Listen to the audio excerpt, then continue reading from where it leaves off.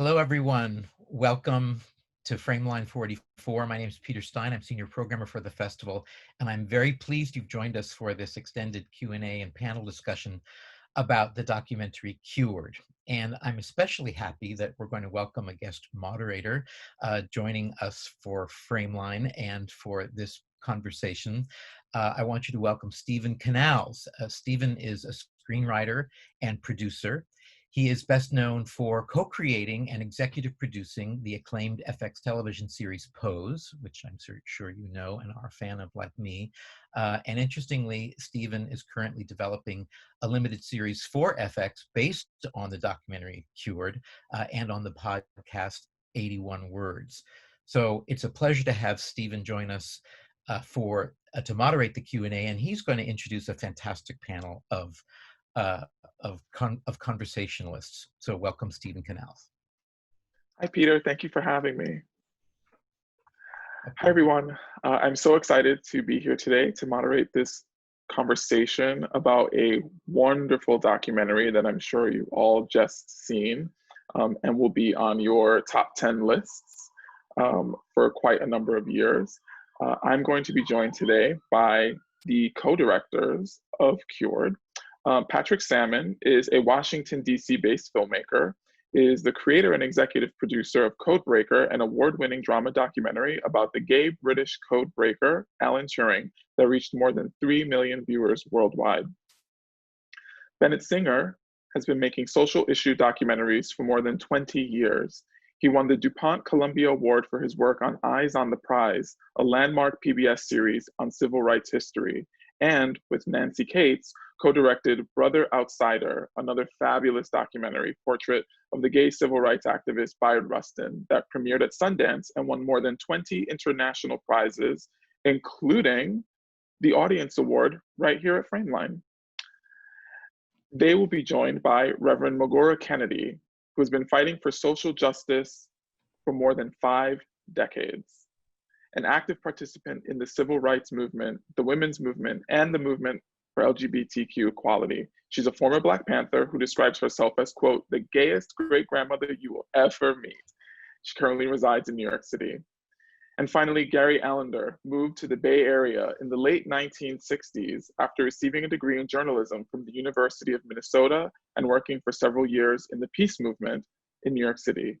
He co-founded the Berkeley chapter of the Gay Liberation Front in the fall of 1969 and participated in the first ZAP at an APA annual meeting right here in San Francisco in May of 1970. He spent his career working as a chef, and today he lives in Vallejo. Thank you all for being here today. Such a pleasure to be chatting with all of you. I'm going to dive right in, because I know we don't have a lot of time, and I'm going to start with Patrick. Can you tell us what was the spark of inspiration for you? Why did you feel that this was a story that needed to be told? Well, about 6 years ago, I was looking for another documentary to dive into after I'd wrapped up the distribution efforts for Codebreaker.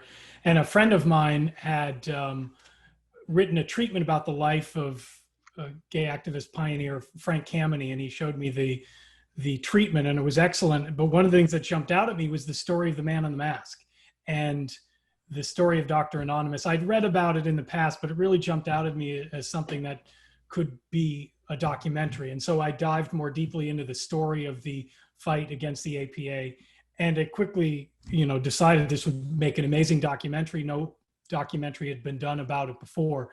So at that point, I enlisted my friend and colleague, Bennett Singer. He and I had met a few years before. And so we embarked on this journey, I guess, shooting our first interview in the spring of 2015. So we're really excited to present it to audiences, and we greatly appreciate that Frameline has featured it in this year's festival. Wonderful. And Bennett, when Patrick reached out to you to say, I have an idea for a documentary, what was your reaction? Well, for me, I think it was a story that really did sort of cry out to be told. I had done a number of projects about LGBTQ history and civil rights history, and I felt like I knew a fair amount about the history of gay rights in America. And yet I knew virtually nothing about this moment And the more I learned about it, the more I felt like absolutely the story needs to be told. You know, the idea that in the eyes of psychiatry and medicine, every single gay person until 1973 was automatically classified as mentally ill. And then, you know, thanks to these heroic activists, that shifted, and people were, you know, based on the DSM declassification, cured. To me, that was just a really vitally important story, and something that really deserved to be told. And so, as Patrick said, it took us about 5 years, but I'm thrilled that we managed to get it done and put together as such a rich collection of footage, as well as interviews with so many of the principal storytellers. Yeah, and we're so fortunate to have the both of you committed to telling this story. You know, it's something that I know I shared with both of you after screening it for the first time, which is I really had no idea. You know, I think when we talk about queer history, we tend to start at Stonewall and don't realize that this specific, you know, battle with activists to overturn this definition and within the APA, it predates Stonewall. And so it's so critically important, especially for, I think, the younger generation, to realize that, you know, we really do stand on the shoulders of giants. And we're fortunate to have two of those giants here with us today. So I would love to ask Reverend Kennedy and Gary, we are honored to have the both of you here today. Thank you so much for being here. What were your first reactions to the film? Was there anything that surprised you or stood out to you as you watched this beautiful portrayal of the movement that you all lived through and participated in?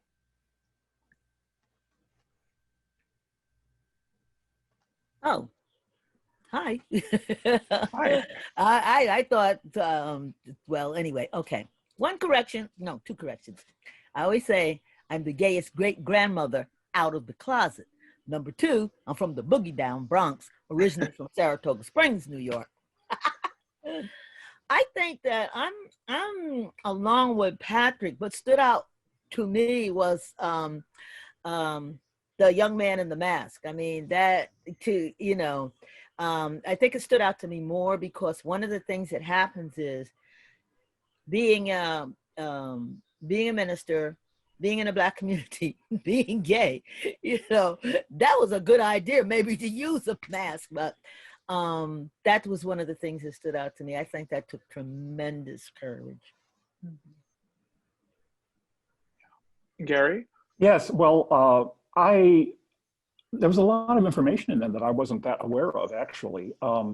The details of what happened behind the scenes of the APA were not that familiar to me because I was, you know, we did a zap on the West Coast and we kind of, personally, I kind of left it there. It wasn't my biggest issue, although I thought it was important. We were kind of West Coast hippies and we were living our lives and we perhaps weren't terribly concerned about every little detail of what was going on inside the APA. But anyway, it was quite interesting to see, you know, the effects of the various closeted gay people who were inside the APA. And I, you know, I congratulate them in hindsight, and I'm thankful for their activity. Amen, go right there. Reverend Kennedy, you know, one of the most electrifying moments in this film comes when you and Barbara Giddings confront David Susskind on national television. And I'm wondering, can you take us back to that moment of resistance? What was that encounter like for you? That's a good question. I think one of the most interesting things to me, I you know, I was really having fun, and I had said to Barbara, I said, look, watch this. This man is going to like really, you know, try to stick it to us, you know.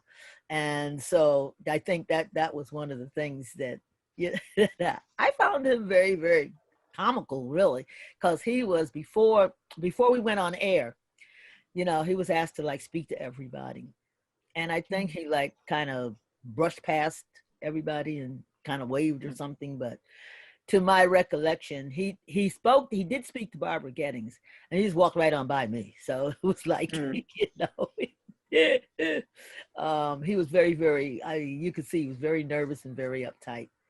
So, you know, I made a note of that in my head, and I said, I hope he doesn't really go too far, because in my mind, I'm going to let him have it. Yeah. And what was that like? I mean, tell us about what it meant for you as a Black gay woman at that time to be out on television challenging what this man's argument was for homosexuality as a mental disorder.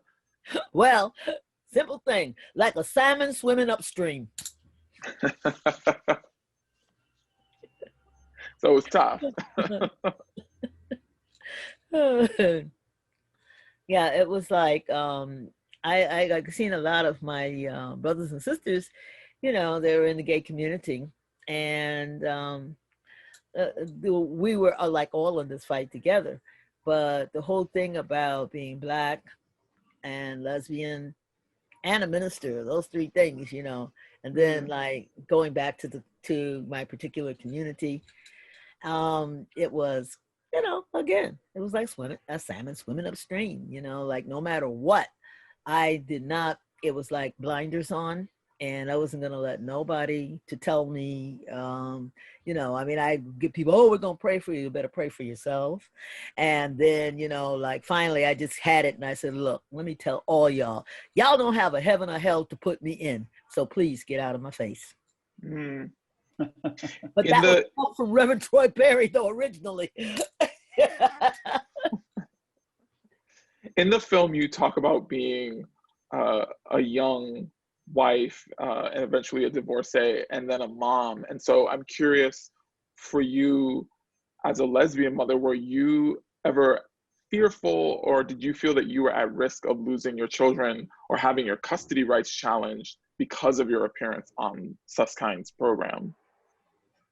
No. What had happened, it was my mother, who was very, very ashamed of me, and I got married, well, you know, she signed papers for me to get married at 14 years of age, which again was illegal in the state of New York, you know, it's up in Saratoga Springs, New York. And I don't know, like the best thing I felt betrayed. I guess that's the best way to put it. And after that, there was like anger galore. One of the things that I learned from friends of mine who had had children and had been married was not to put the father's name on the birth certificate, because that would be one of the reasons why I've seen a lot of my friends' children get snatched that way. Not that they cared a damn thing about the, excuse the expression, damn thing about the kids. It was just the idea of getting even with, you know, like, how dare you, woman, you know, type thing. Yeah. Wow. So there certainly was some fear, some risk then at that time for you. Yeah, because when I had my children, I absolutely refused. I didn't even put my husband's name on birth certificates. I had nobody's name when I had those 5 boys now. And did you feel that you had, because obviously there was community that was being built around this shared movement for liberation, and so despite the fact that you may not have had support with your family, did you feel that you did with your chosen family, the other LGBTQ members who you were surrounded by? Yes. Yeah, it was like having, like I said, having have been in the Black Panther Party, having been in the civil rights movement, having been on voter registration drives. When I heard about Stonewall, to me, this was like coming home, fighting everybody else's fight, my fight now. I have one more question for you, which is, what was the intersection of those two movements like? Because obviously, you know, even today, we tend to separate identity, you know, so we have a really hard time understanding that an LGBTQ person can also be Black or can also be Latinx. And so you find, especially today, there's with with millennials, you see a lot of code switching. Depending on what space I'm in, a particular identity will be up front and center. Okay, baby, wait a minute. Back up, honey. Mother's 81 years old. What is code switching? What does that mean? Meaning if I'm around other gay people, then being gay will be up front and center, versus if I'm around other folks of color, then that's the identity that's up front and center. And so I'm wondering, for you, as someone who obviously was both Black and lesbian, and you were part of the LGBT movement and you were part of the Black Panther movement, was there any intersecting of these two movements for you as a member of both? Well, I think that most of the things that happened, like I think two people, Alan Roscoff and Jim Owls. Jim Owls organized the very first march that went from the village up to the sheep meadow. The thing was that most of these people, like Jim Owls, Alan Roscoff, these people had been in like either Communist Party or Socialist Workers Parties. And people were being thrown out of these so-called socialist things because they were gay. Same thing was going on in the Black Panther Party. I was in the Boston New Haven chapter of Black Panther Party. And I'm like, you ain't kicking me out of no place. Me and my kids, we leaving, you know, and they were like begging me not to go and whatnot. But no, me and my sons, we left. We didn't get kicked out of the party. But this is what was going on at the time. People getting kicked out of Black Panthers because they were gay, Socialist Worker Party because they were gay, Communist Party because they were gay. So, Wow. yeah. Wow. I want to ask you a question, Gary, which is, you participated in the APA annual meeting in 1970, the ZAP that occurred. But before we get there, I want to ask you about, you founded the Berkeley chapter, co-founded the Berkeley chapter of the Gay Liberation Front in the fall of 1969. And I'm curious, what role did Stonewall play in the creation of that Berkeley chapter, if at all? Well, yeah, Stonewall was the inspiration for that particular movement at that particular time. We were called the Berkeley Gay Liberation Front because the first organization founded after Stonewall, directly as a result of Stonewall, they called themselves the Gay Liberation Front in New York. So some of us were vaguely in contact with some of the people in New York, and so that was you know, it was inspired by of course the liberation front of the Vietnamese who were fighting the Americans in Vietnam at the time. Yeah. And can you tell us more about that ZAP that you participated in 1970 at the APA annual meeting in San Francisco? Yeah, well, we had been organized about 6, 7, 8, 9 months at that point, and had done a few other, you know, we'd done other events, cultural events, a series of meetings. We'd had a sort of a symposium over a weekend over the winter of that year in Berkeley. We had a small center that we shared with some women's groups just across the street from the campus on Bancroft Way. It was actually a former Methodist church. We were kicked out of there eventually because we were a little too radical. But for about a year, we had the privilege of using that center space. So we organized that, and there was also people in San Francisco who by that time had started the Gay Liberation Front in San Francisco. So these two of us, you have to understand, these organizations were very loosely organized. I mean, there was no president, vice president, no treasurer, nothing like that. So we had heard that the APA was coming to San Francisco, and we just thought, well, we can't let that go by without our response, without sticking our, you know, our words into it. And you know, we had a lot of energy around that because, you know, it was just too good a possibility to pass up. And as a young gay man, I had, you know, as a young closeted gay man at the University of Minnesota, I'd gone into the stacks of their library, which had millions of books, and there were like 12 or 15 books on homosexuality there. And some of those onerous books were written by the people who were appearing at this APA convention. And I thought, well, what fun will this be, you know, to confront some of these guys? And it was. It turned out to be a lot of fun. And, you know, quite, you know, it was one of the more unforgettable days of my life, actually. Wow. And obviously that must have been a really powerful moment for you as a young gay man to confront your enemies in that way. Can you talk a little bit about how that action tied into some of the broader goals that you had as a member of the GLF? Well, our fundamental, I think our fundamental attitude was what we really had to do was change the inner belief and thinking of gay people ourselves.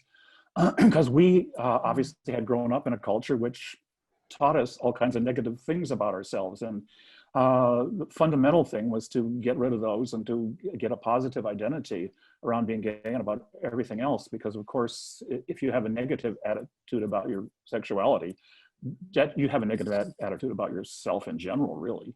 So fundamentally, gay is good was the first button I wore. Doesn't that sound terribly bland?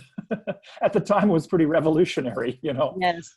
Everybody thought gay was bad. I mean, gay is good? Really? How could that possibly be? And first of all, we had to convince ourselves, really, and but it was a very mutually supportive situation. We had consciousness raising groups, and we were in constant dialogue with each other. And it was a very intense, fast-moving part of my life. It was one I couldn't sustain for very long because it was almost too much. I mean, it was drug, sex, rock and roll, and politics all rolled into one. Imagine that's what life was like in the Bay Area in the late 60s and early 70s. So it was a very intense time. I mean, it's not that kind of intensity you can't sustain for a lifetime. Let's put it that way. Yeah. I had an opportunity to read the article that you wrote, Gay Liberation Meets the Shrinks, which was published in 1970. And I have a couple questions about that. One is, you obviously have a journalism degree, and the article that you wrote is such a vivid recounting of the experience. As you put it, quote, walking into the enemy's inner sanctum. Right. So I'm curious now, reflecting back on that experience, did you walking in to that APA convention believe truly that that moment was going to bring about lasting change? No, I don't think we had that belief. We just, were going on our instincts of what to do and what to say. The fact that change in that regard came as fast as it did, I think was a surprise to us. We were prepared to go on with the shrinks going on just as they were, because our attitude was, well, we know what's right, we know what we believe, we know who we are. We don't need them to validate us and and cure us, really, because we're in the process of being cured on our own. But we at least speaking for myself, I didn't know much about what was going on, and I knew nothing really about what was going on internally in the APA. I assumed there were gay people in the APA because there are gay people everywhere. But I've never had an encounter actually with the psychiatric profession myself, and at that point, and so I didn't know much about what was going on there. But I think we were surprised when it was overturned as relatively quickly as it was. Wow. Well, we're thankful for your work, and I want to ask you. There's and this question is for both you and for Reverend Kennedy. In the same article, you talk about your conversations with shrinks, as you call them in the piece, and you say that there was a small minority of them who felt that homosexuality fell within the, quote, range of normality. And there's something I think is really powerful that you write. You say that one of our replies was always, well, why don't you tell the world? Silence is also a crime. And that I have goosebumps just reading that out loud. And I'm wondering if you and Reverend Kennedy can talk about the present day fight for LGBTQ liberation and sort of connecting what happened in the late 60s and early 70s to the broader movements that we're seeing today, and this notion of being silent, because obviously there was no silence then, and using our voices is still so critically important now. Are you emboldened by, are you inspired by the current generation of activists? Are there certain things that you think we could be saying louder? where do you feel we sort of are right now in the movement? Well, you know, the movement is just so complex now compared to what it was in the early days. Maybe it was always complex, but the complexity has been revealed, shall we say. And it's so diverse that I'm inspired by the people of Hong Kong, for example. I mean, I just think they're heroic, and you know, and I'm also inspired by, of course, Black Lives Matter. I mean, of course, Black Lives Matter. I mean, does that need to be said still in the 21st century? Yes, it does. Yes. Yes, exactly. But you know, say it loud. I mean, gay and proud, and everybody else too. You know, and also all of us share a common identity too. We should never forget that. Absolutely. Yeah, in this day and time, see, the whole thing is about Black Lives Matter, if I can digress a minute. You go back to 1619, okay? This is when Africans were first brought to this side of the continent. 1619 to 2020, that's 401 years of indoctrination and slavery and being called 3/5 of a human, women and men being bred for slavery, and then finally the fight to keep human beings as slaves, the Confederacy. So yeah, Black Lives Matter. You better believe your sweet bippy Black lives really matter. We've been here over 401 years. My ancestors, both Native American, I'm part Native American and Caribbean, my ancestors built this country. If there was not for us, there would be no them, you, me either. So that's where I'm at on that. Amen. Another thing is that to see the movements working together, to me, is very exciting. Having come from an era where, you know, you had to be either with the gay community, you had to either be with the women's movement, you had to be this, you had to be that, but not everybody working together. I think that this, for me, is one of the greatest things to see, these movements still protesting and working together.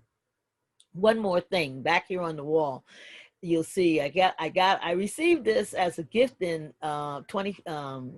when Stonewall was 25 years old. They gave me a flag, you know, for for being a gay rights pioneer. And then also I received this crown from the Imperial, I forgot, well, anyway, I got the crown then for 25.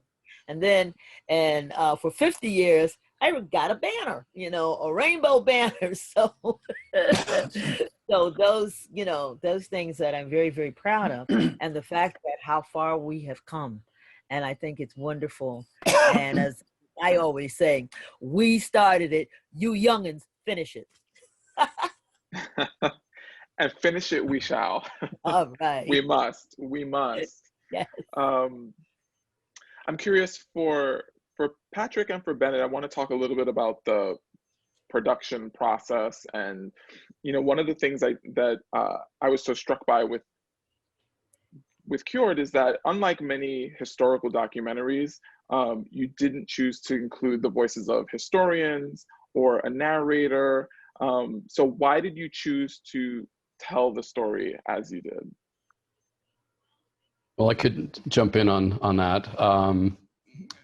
I think for us, we had this goal that the film would be more immediate and would be more alive and would be more authentic if we could tell the story without a narrator, but also without experts telling people what to think or why things mattered. You know, there was a slogan actually that you see in a placard that Barbara Giddings and other people are carrying, that was used by the activists at the time of the DSM fight, saying, "We are the experts on our lives." And part of our decision was, or our goal was, you know, these activists were indeed the experts on their lives, but they're also the experts on this history.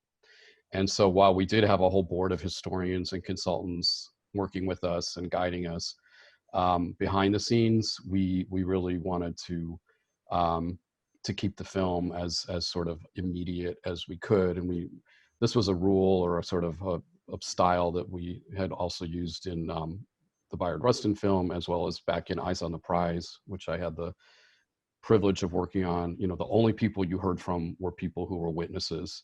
And I do think that brings a different sense of immediacy to the storytelling. I should also say our editor, Steve Hefner, really pushed us, encouraged us, and sort of made, you know, helped us make that possible, because we did think that maybe expert voices in certain places would be necessary, but with Steve's sort of encouragement and with the amazing interviews that came through from the folks we're with today, as well as the other people in the film, it became possible to really stick with that style.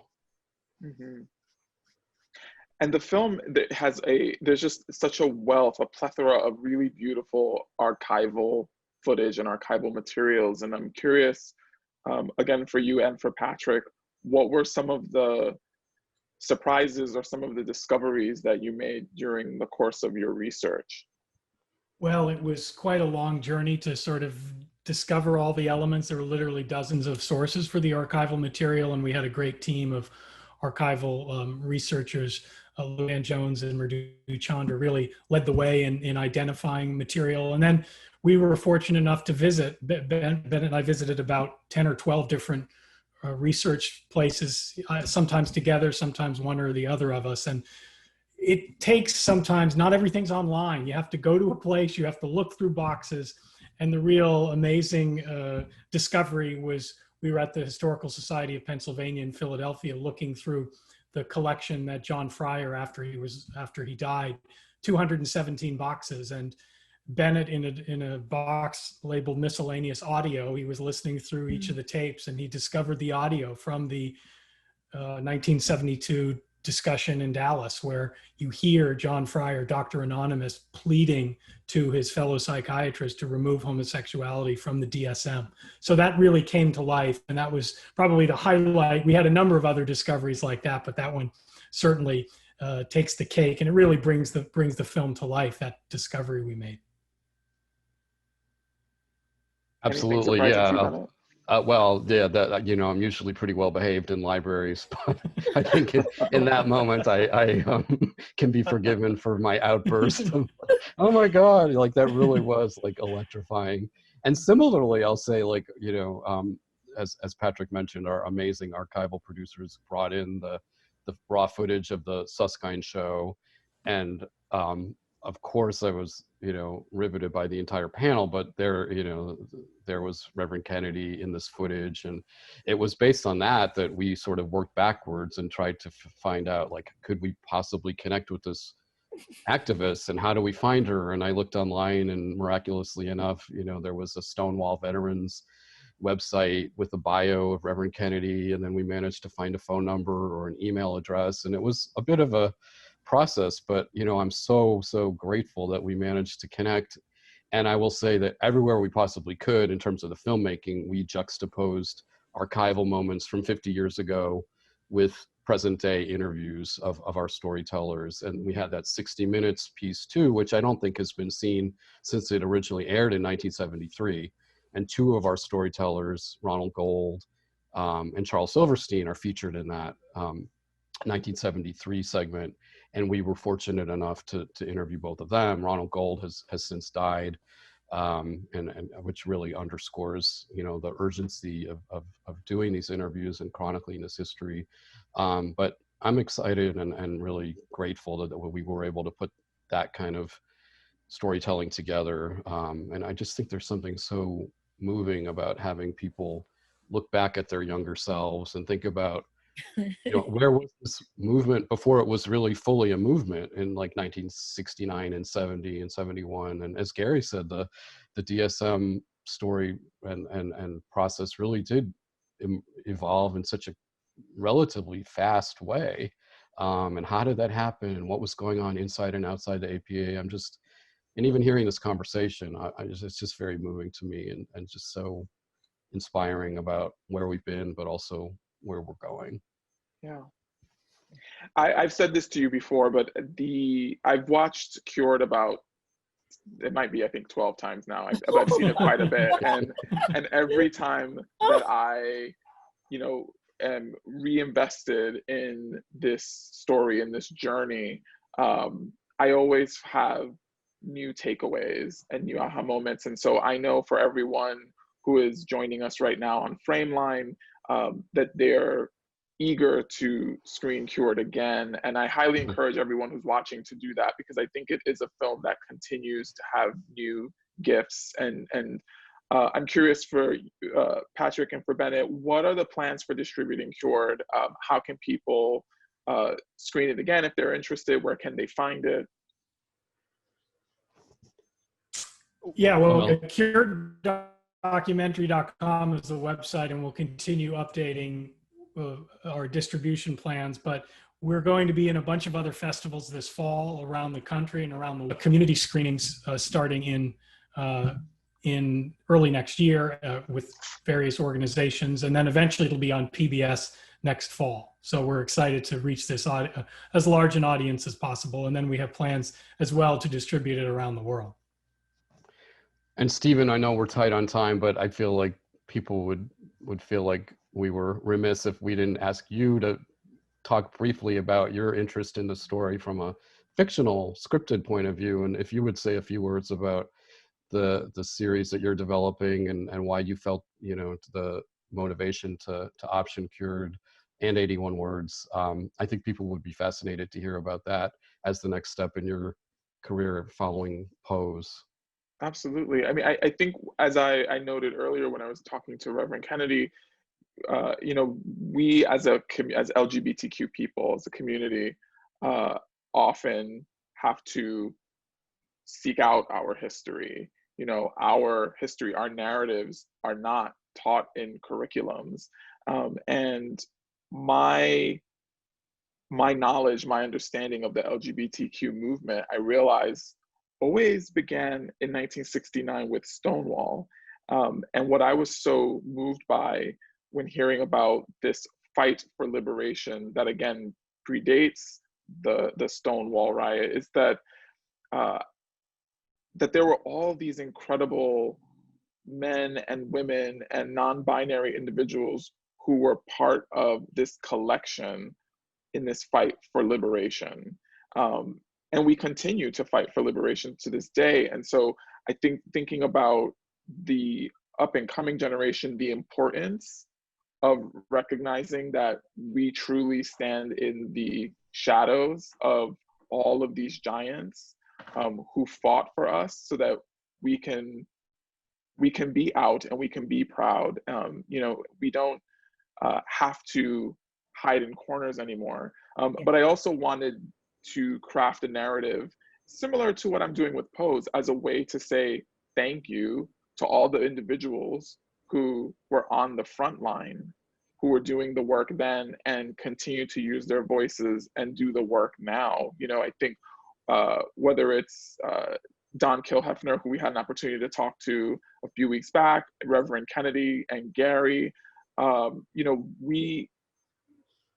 I benefit from the work that you all did, and I recognize that. And so I think in many ways, adapting Cured is as much wanting our history, and I feel this way about Cured as well. It's as much about having a historical document, something that says, we were here, this is the work that we did, as much as it is just a way to say, thank you for the work.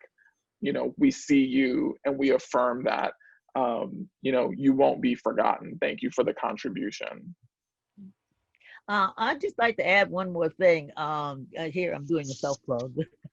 I wrote a book, and in the process of getting published, called Shades of Stonewall, which tells, I'm giving my eyewitness view from being out there that Saturday night, and from what was told to me that happened that Friday night. So from that Friday night until that Monday, we were in the streets.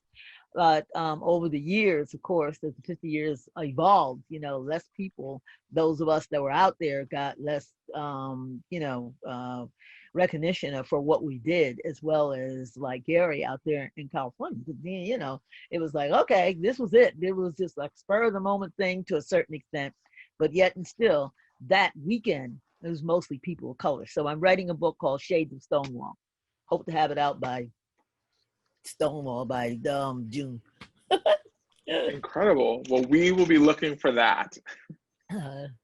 Also, I did find a banner. This is what I got presented with in for 50 years. They gave me a sash. So I have the Stonewall 25. I have my crown, and I have this for the 50 years of the work. I'm jealous. I have neither a crown nor a sash. Oh, we gotta do something about that. Yeah, really. We're gonna send you one from the CURED team. Yes. Well, thank you all so much. Just one more thing from a religious point, California. When we were out here, I think I said this to you before, but I think it really bears, because East Coast, West Coast. East Coast, here we are out here in the streets in Greenwich Village on Christopher Street, the Stonewall Inn. West Coast, Reverend Troy D. Perry was starting Metropolitan Community Church for people in the life, you know, and then along with people like Gary and whatnot. So there, to me, was like there was a spirit going on that had descended, and it was time for it to come out and be open. Wow. I mean, that's my feeling. Amazing. Sadly, we are all out of time. We could do this for another hour, but thank you so much for being here. You know, thank you, Gary and Reverend Kennedy, for not only being guests today, but thank you for all of your work. Thank you for your continued efforts. We appreciate you. Thank you to Patrick and Bennett for crafting a beautiful documentary. Again, everyone at home, I encourage you to follow CURED. There's an Instagram page, there's a Facebook page, there was a Twitter account, so that you can continue to find this doc, and as I noted, watch it, you know, and continue to have takeaways and be moved by this really beautiful narrative. So thank you all for being here today. Thank you for having us. And thank you, Patrick and Steven and Bennett especially, you know, for, as they said, well, Reverend Jackson said, keep it hope alive. Thank you. And thank you to Frameline for featuring the film and for being such an amazing and a piece of our history as well. Yes, thank you all.